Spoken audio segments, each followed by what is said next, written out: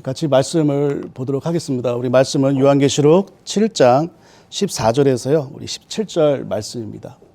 우리 같이 한 목소리로 같이 읽겠습니다. 자, 시작. 내가 말하기를 내 주여 당신이 아시나이다 하니 그가 나에게 이르되 이는 큰 환난에서 나오는 자들인데 어린 양의 피에 그 옷을 씻어 희게 하였느니라. 그러므로 그들이 하나님의 보좌 앞에 있고 또 그의 성전에서 밤낮 하나님을 섬김에 보좌에 앉으신 이가 그들 위에 장막을 치시리니 그들이 다시는 줄이지 아니하며 목마르지도 아니하고 해나 아무 뜨거운 기운에 상하지도 아니하리니 이는 보좌 가운데 계신 어린 양이 그들의 목자가 되사 생명수 샘으로 인도하시고 하나님께서 그들의 눈에서 모든 눈물을 씻어 주실 것임이라. 아멘. 아멘.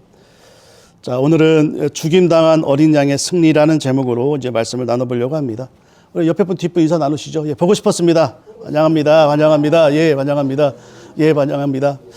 자, 우리가 오늘 이제 요한계시록 두 번째 시간입니다. 우리 지난 시간에 사도 요한을 이제 두 번째 부르셨다라는 제목으로 말씀을 나눴는데 이제 오늘은 그 이후에 대한 이야기예요. 그래서 사도 요한을 하나님께서 이제 부르셔서 그 다음에 이제 뭐 2장 3장에 보니까 이제 그 사도 요한이 목회했던 그 7교회에게 편지를 하라라고 명령하시면서 그 내용들을 7교회에 대한 편지를 이렇게 쑥 주시죠. 예. 그러고서 이제 4장에 넘어가니까 갑자기 하나님께서 이 사도 요한을요, 이렇게 성령에 이끌려가지고 이렇게 하나님의 그 어전이라고 그래요. 이렇게 하나님의 보좌 앞에 이렇게 쫙 끌고 이제 데려가시는 거예요. 그러시면서 하시는 말씀이, 야, 진짜 세상에 심판 주고 왕이 누구냐라고 했을 때는 이제 하나님이 뭐 그런 얘기를 이제 말씀을 주십니다. 그러면서 이제 사도 요한이 딱 봤는데 갑자기 여기 이제 보좌 오른편에 이제 그 두루마리가 이렇게 쭉 있는 거예요. 두루마리가. 그러니까 딱 봤을 때, 저게 하나님이 이심을 분명히 보여주는 그 기록이다. 예. 저게 펼쳐지면 하나님의 통치가 어떻게 이제 이 땅에서 임할 것인지가 이제 확 보여줄 거야. 사도 요한이 막 기대하며 긴장하면서 그 두루마리를 쫙 봅니다.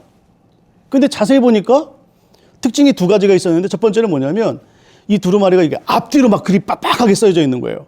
여러분들 아시다시피 이 두루마리라고 하는 것이 이렇게 돌려서 있는 거잖아요. 그러니까 대부분 한 면에만 있습니다. 그래서 그러니까 이제 말아버리면 그 안에 안 보이죠. 근데 얼마나 이제 뭔가 쓸 얘기가 많으셨는지 바깥면에도 보이는 거예요. 바깥면에도 보이는 거예요. 그러니까 이제 더 궁금한 거예요. 두 번째 특징이 뭐냐면, 그게 좀 빨리 풀렸으면 좋겠는데, 그게 7개의 인유로 딱딱딱 이게 있는 거예요. 7개의 인유 있다는 건 뭐냐면, 이거를 함부로 못 연다, 누구도. 그러니까 분명히 이제 이걸 열 사람이 있다라고 하는 것이죠. 그러니까 이제 누가 열기를 막 기대하고 있는데 열 사람이 없는 거예요. 그러니까 지금 사도 요한은 지금 자기네가 핍박을 받고 있고 어려움을 당하고 있으니까 이게 열려가지고 하나님의 통치하심이 막 눈에 펼쳐졌으면 좋겠는데 이게 지금 열 사람이 없는 거예요. 그러니까 사도 요한이요, 거기 막 웁니다. 도대체 누가 이거 좀 열어줄까? 그때요, 누가 등장하죠? 예, 어린 양이 딱 등장하는 거예요. 근데 어린 양의 모습이 뭐냐면 과거에 이미 죽었던 어린 양이 딱 등장하는 거죠. 누구겠어요? 다 아시죠? 예수님이에요, 예수님. 그러면서 이제 인을 하나씩 띄기 시작합니다.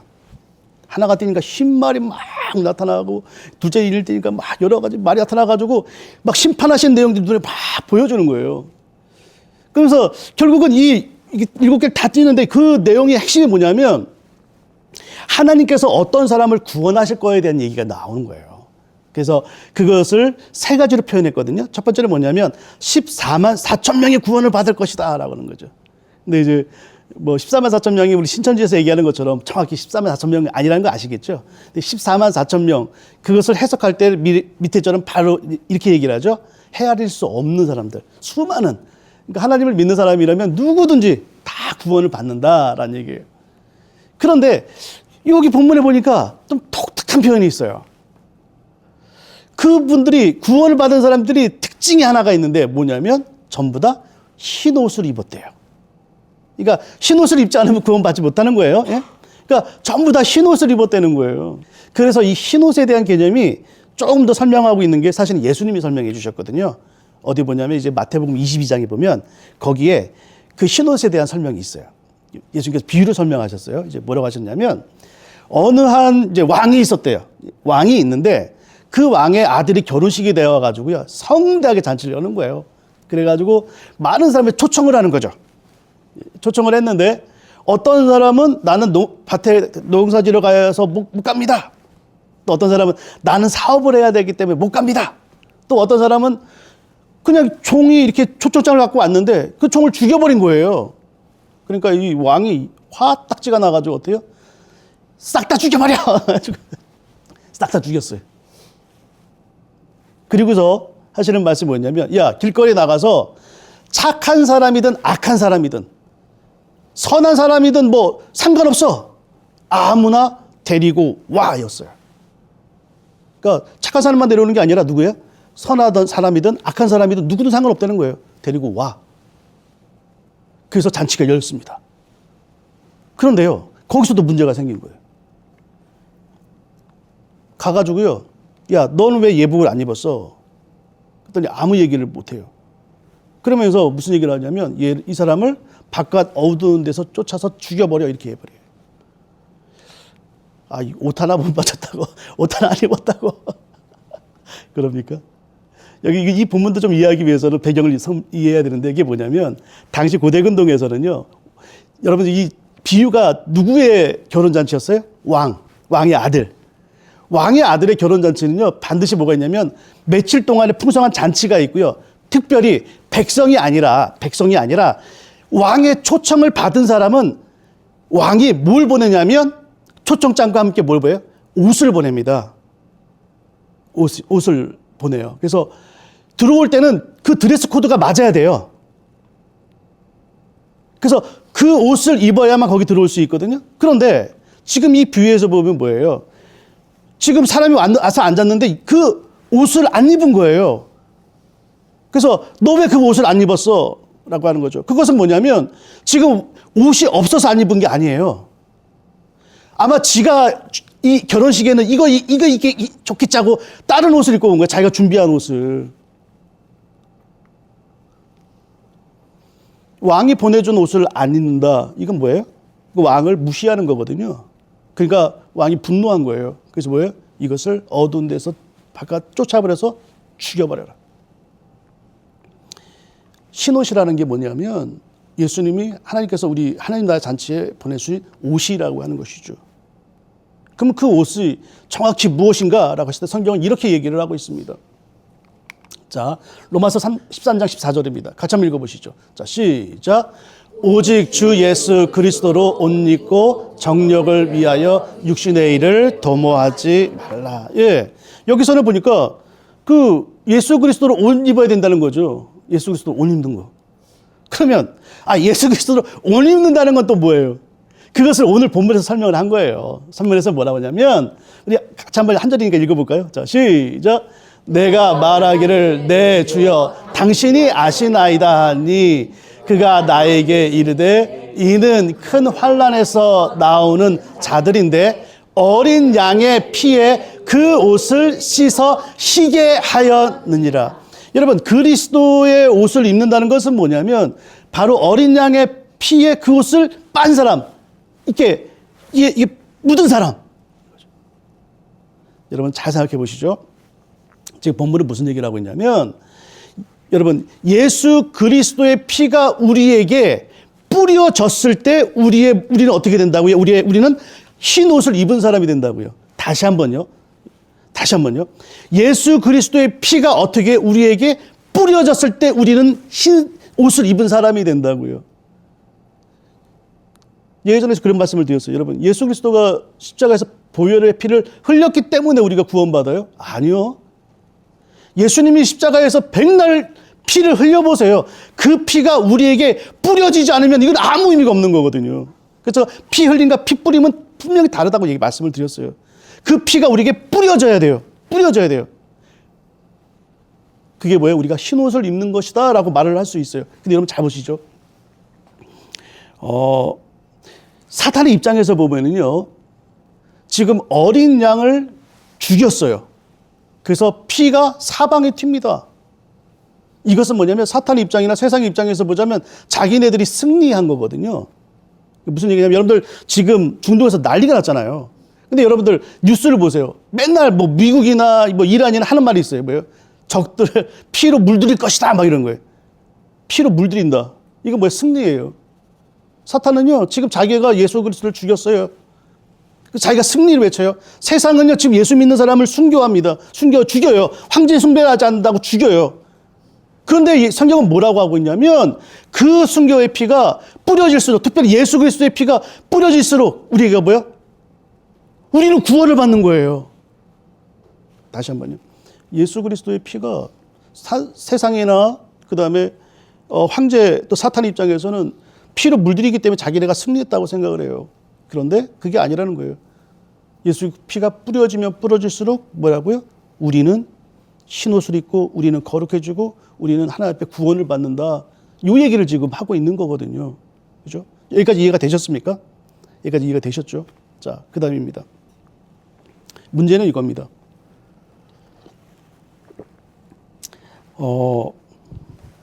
지금 이 초대교회 공동체는 도미티안 황제의 엄청난 박해 가운데 있단 말이에요. 그죠? 엄청난 박해 가운데 있어요. 그런데 그리고 많은 순교피들이 막 뿌려져 가고 있다는 거예요. 그러니까 지금 뿌려지는 것은 이 성도님들에게는 엄청난 고난인 거예요. 지금 그죠? 영적으로 우리가 지금 흰옷을 입지만 성도님들 사이에서는 굉장히 큰 고난을 당하고 있단 말이에요. 그런데 이상하게요. 계시록에 보면 성도들이 순교당해서 죽는 그 죽음의 상황에 대해서 별로 개의치 않는 듯한 느낌이에요. 다시 한번요. 요한계시록 자세히 보세요. 성도들이요 고난받아서 죽음에 이르는 순교까지 이르잖아요. 근데 그것에 대해서 성경은 별로 큰 관심을 안 기울입니다.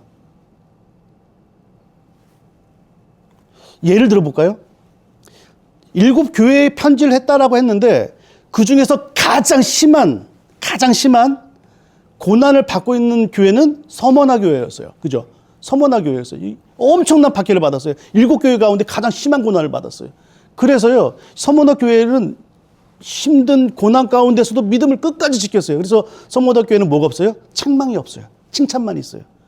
그리고 예수님께서 뭐라고 말씀하셨냐면, 야, 나는 너희들의 모든 걸 알고 있어. 너희들의 뭘 알고 있어? 환난을 알고 있고, 그 다음에 경제적으로 궁핍한 거 알고 있고, 너희들의 뭐? 그 다음에 비방받는 걸 알고 있어. 이렇게 얘기를 해요.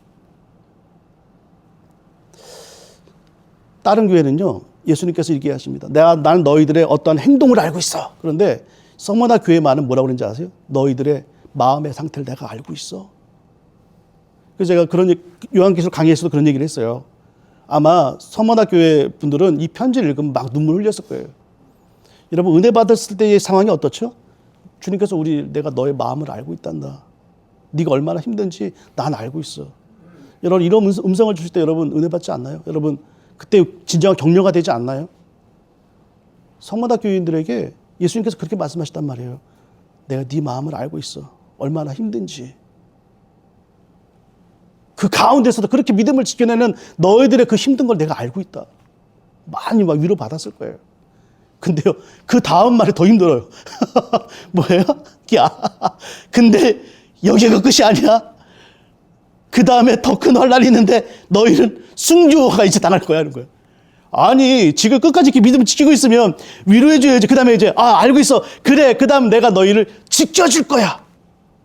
내가 너를 보호해 줄 거야. 낮에 해와 밤에 들이 상치 못하는 내 보호하심이 너희를 언제나 따를 거야. 이렇게 말하는 게 순수상 맞잖아요.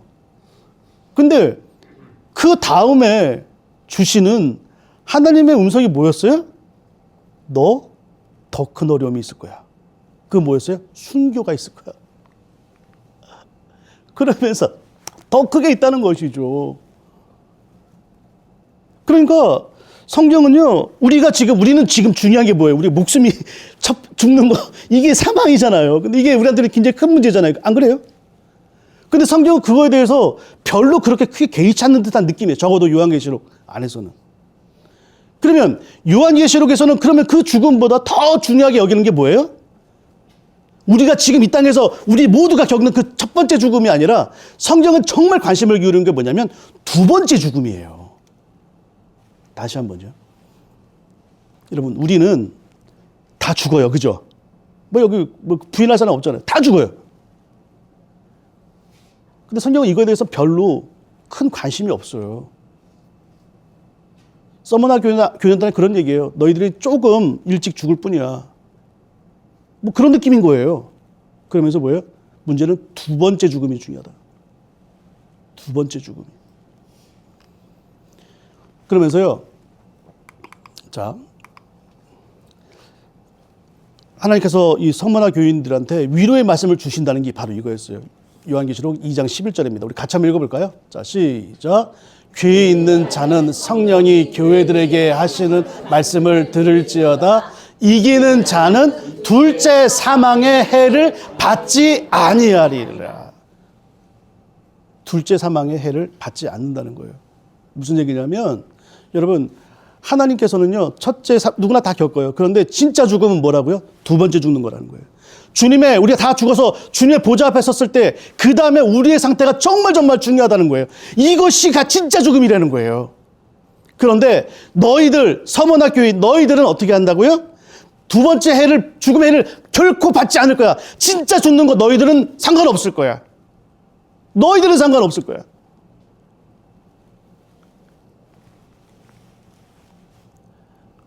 하나님께서는요, 우리에게 분명히 말씀하시는 거죠. 너희들 누구나 다 죽어. 근데 이건 시간의 차이가 있는 거야. 우리도 그런 얘기 하잖아요. 올 때는 순서가 있어도 갈 때는 순서가 없다고. 하지만 다 간다고. 그죠? 다 가요. 근데 순서고 뭐고 다 중요한 게 아니라 영원히 죽는 그 죽음은 둘째 사망이라는 거예요. 그러면서 말씀하시는 거죠. 야, 둘째 사망에 대해서 이것을 겪지 않는 서머나 교인 너희들 어떤 사람이야? 흰 옷을 입은 사람이다 라고 얘기를 하고 있어요. 그러면서 너희들이 지금 예수 그리스도의 피로 핏부림을 받았는가에 대한 질문을 하고 있는 거예요. 그것이 흰 옷이다라고 하는 거예요. 게다가 오늘 읽은 본문에 보니까 이런 말씀이 있습니다. 이 부분 같이 한번 읽어볼까요? 자, 시작.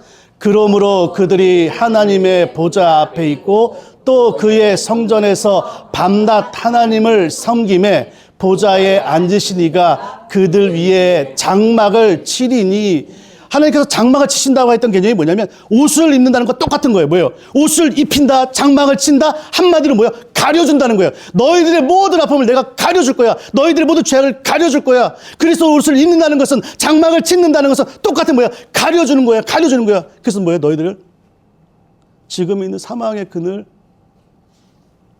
고통스럽지 아니라는 거예요. 진짜 죽음이 더 중요하다는 거죠. 그러면서 위로해야 할 말씀이 뭐예요? 두 번째 죽음은 너희들은 결코 당하지 않을 거야.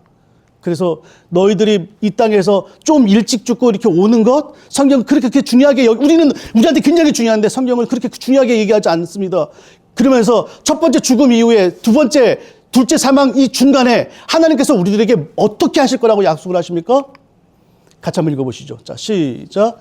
그들이 다시는 주르지도 아니하며 목마르지도 아니하고 해나 아무 뜨거운 기운에 상하지도 아니하리니, 이는 보좌 가운데 계신 어린 양이 그들의 목자가 되사 생명수 샘으로 인도하시고 하나님께서 그들의 눈에서 모든 눈물을 씻어 주실 것임이라. 이것은 뭐냐고? 우리 첫 번째 죽음 이후에 두 번째 죽음 그 중간에서 하나님께서 진정한 위로는 어디요? 여기서 이루어진다는 거예요. 이 땅에서가 아니라, 지금 이곳에서가 아니라 그곳에서 하나님께서 다시는 너희들 배고프지 않을 것이고 너희들 자를 줄이지 않을 것이고 너희들의 모든 여기 땅에서 눈물 내가 다 닦아줄 거야. 우리가 진정으로 두려워할 것은 니들이 지금 목숨을 잃는 게 아니라 뭐예요? 두 번째 죽음을, 그 해를 피하지 못하는 게 진짜 두려운 거야. 이렇게 얘기를 하고 계신 것이죠. 그렇다면 이거예요. 그렇다면 이겁니다. 그렇다면 하나님께서는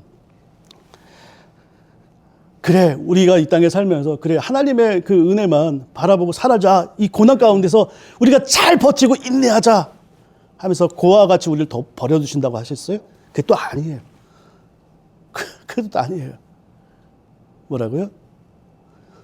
예수님께서 부활승천하시면서 하셨던 말씀이 있죠. 내가 너희와 언제나 항상 함께하리라. 그러면서 제가 이런 말씀을 드렸어요. 예수님은 그래서 지금도 고난을 당하고 계신다고요. 예수님께서는요, 승천하셨기 때문에 승리자로 끝나는 게 아니라 예수님은요, 뭐라고요? 지금도 우리와 함께 고난을 당하고 계신다고요. 예수님의 고난이 끝난 게 아니에요. 예수님은 지금도 똑같이 우리와 함께 고난을 당하고 계신다는 거예요. 그게 은혜인 것이죠. 자, 말씀을 정리하죠. 성경은요, 우리들에게 그냥 인생살이, 힘든 인생살이, 이 고난을, 이거 말고요, 예수님 때문에 당하는 고난을 겪는 사람들, 이 사람들에게 너희들 이 땅에서 너희들 눈물 닦아주시고 그렇게 얘기를 하지 않으셨어요. 이 땅에서는 믿음을 끝까지 지켜라. 끝까지 지켜내라. 내가 너희와 함께 고통을 당할 거다. 근데 진짜 네가 두려워할 것은 이 땅에서 목숨 있는 게 아니야. 두 번째 목숨 있는 게 그게 진짜야. 그건 영원해. 그건 영원해. 너희들 안에 예수님이 그랬던 것처럼 죽은 어린 양의 피가 뿌려져야 된다는 거예요. 그럼 둘째 해를 받지 않을 것이다. 그리고 내가 너희와 함께 고난을 당할 것이다. 내가 너희와 함께 하실 것이다. 그래서 사랑하는 성도 여러분, 우리에게 중요한 질문 던지는 것은 딱 두 가지인 것 같아요. 첫 번째, 내가 지금 겪고 있는 이 고난이, 인생살이의 힘듦이 예수님 때문인가 한번 생각해 보시죠. 예수님 때문에 고난을 겪는 것인가? 아니면 진짜 그냥 인생살인 거예요. 믿지 않는 사람이 믿는 사람이 똑같이 당하는 그 고난인가? 두 번째, 지금 예수님이 나와 함께 하시는가? 이겁니다. 루마니아에요, 원 브란트라는 목사님이 계십니다. 이 목사님이 그리스도를 위한 고난이라는 책을 쓰셨어요. 근데 이분이 공산 치하에서 이제 예수님을 믿는다는 것이 이제 불법이잖아요, 그 사람들. 그래서 14년 동안을요, 지하 감옥에 갇혔대요. 14년 동안. 여러분, 지하 감옥이라는 것은 뭐냐면, 꽤 옛날 분인 거 사진 보면 아시겠죠? 뭐냐면, 지하가 이게 빛도 안 들어오고요, 이런 게 있는 게 아니라 굉장히 어둡고 막 캄캄하고 막 그런데 습하고 막 이런 데서 14년을 보냈다는 거예요. 그 안에서 믿음을 지키는 게 여러분 얼마나 힘들었겠어요. 그래서 하나님 앞에 막 기도를 하고 있는데 어느 날인가 갑자기 이 천장에서요, 틈이 발생한 거예요. 그러더니 아주 얕은 빛이 이렇게 쏙 들어오더래요. 햇빛이. 이 목사님이 이 책에서 이런 얘기를 합니다. 그 작은 빛 때문에 나는 아직 세상과 연결되어 있다는 것을 느낄 수 있었습니다. 자, 보세요. 이 작은 빛이요, 진짜 햇빛이니까, 그냥 조명빛 아니라 진짜 햇빛이니까 이게 아무리 가늘고 작다 할지라도요, 이 햇빛을 맞으니까 자기가 거기서 희망이 생기고 이 햇빛으로 인해서 나는 아직도 이 어두컴컴한 지하의 세계를 넘어서 저 햇빛이 쨍쨍한 그 나라와 내가 지금 연결되어 있다는 걸 내가 느끼고 있다는 거예요. 여러분, 자그맣고 그 다음에 아주 연약하지만 이게 진짜 햇빛이잖아요. 그럼 우리에게 생명을 줍니다. 여러분, 지금 우리 가운데 예수님 믿음으로 인해서 이 땅에 당하는 고난들, 어려움들 있잖아요. 근데 주님이 주신 은혜가요, 하나님으로부터 온 은혜라고 한다면 단순하게 내가 이렇게 찬양 부르다가 아니면 어떤 좋은 설교 들어가지고 이렇게 단순하게 기분이 좋아지고 이제 감정적인 바로 눈물 흘리고 이런 게 아니라 진짜 생명의 말씀으로 연결된 그 은혜라고 한다면 우리는 그 순간뿐만 아니라 저 너머에 있는 하나님의 나라가 있음을 우리는 느낄 수 있다는 거예요. 이게 우리들에게 희망이 된다는 거예요. 아멘입니까? 문제는 이게 진짜냐 이거예요. 진짜면 우리에게 뭘 준다고요? 생명을 준다고요. 아무리 작은 빛이라도, 아무리 희미하게 보인다 할지라도 이 빛이 나에게 비춰지면 이건 진짜 생명이 된다라고 하는 것이죠. 그래서 사랑하는 성도 여러분, 제가 다시 한번 질문으로 넘어갑니다. 우리가 당하는 고난이 마음의 어려움이요, 또는 오해나 비방받고 뭐 이런 것들이요, 내 인간적인 실수가 아니라 예수님 때문에 선택한 그 일들로 인하여서 내가 지금 고난을 당하고 있는가 한번 체크해 보시고요. 두 번째, 그 와중에서 나는 정말 하나님이 나와 함께 고난을 당하시고 나에게 생명을 비춘 그 자그마지만 진짜인 그 빛을 내가 지금 맛보고 있는가? 그렇다면 우리는 서머나 교회 교인들처럼 뭐예요? 이 죽음 너머에 있는 하나님의 진정한 위로와 또한 진정한 격려와 우리의 눈물 닦아주시는 그 하나님이 나의 이 땅에서의 삶과 연결되어 있다는 것을 우리는 뭐예요? 알게 된다는 것이죠. 그래서 사랑하는 성도 여러분, 우리가 좀 그렇게 하나님의 위로와 격려가 있었으면 좋겠습니다. 우리가 그 나라와 연결되어 있음을 여러분 우리가 좀 깨달았으면 좋겠고 경험했으면 좋겠고 맛보았으면 좋겠습니다. 여러분 우리들에게는 이 은혜가 필요한 것입니다. 다른 게 아니라 이 땅에서가 아니라 이 땅에서 어떤 그런 막 잘 이런 게 아니라 우리에게 필요한 것은 그 진짜 빛입니다. 그 은혜를 구하는 저와 여러분이 되기를 주님의 이름으로 부탁을 드립니다.